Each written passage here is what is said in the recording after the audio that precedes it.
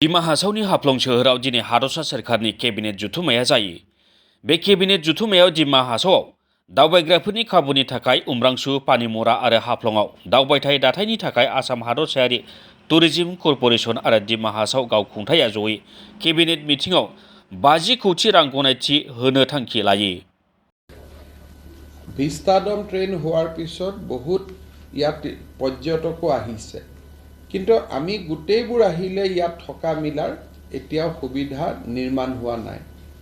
উমৰাংচু, পানীমৰা আৰু হাফলঙত tourism infrastructure সৃষ্টিৰ বাবে অসম ৰাজ্যিক টুৰিজিম কৰ্পৰেশ্যনৰ জৰিয়তে আৰু কাউন্সিলৰ লগত একেলগে আমি এটা 50 কোটি টকাৰ আমি অনুমোদন দিম, যাতে এই তিনিটা জায়গাত টুৰিজিম ইনফ্ৰাষ্ট্ৰাকচাৰ হ'ব পাৰে, উমৰাংচু, পানীমৰা আৰু আমাৰ হাফলং চহৰত।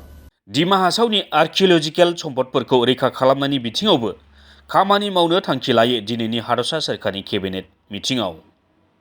আমি ইয়াৰ আৰ্কিঅলজিকেল কেইবাটাও সম্পদ ইউনেস্কোৰ হেৰিটেজ লিষ্টলৈকে যাব পাৰে এনেকুৱা পৰ্যায়ত আছে।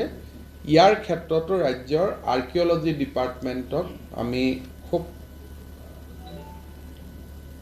সূক্ষ্মভাৱে কাম কৰিবলৈ আহ্বান জনাম, যাতে আমাৰ ইয়াৰ আৰ্কিঅলজিকেল সম্পদসমূহ ৰক্ষণাবেক্ষণ আৰু আমি হেৰিটেজ হিচাপে আমি ডিক্লেয়াৰ কৰাব পাৰোঁ।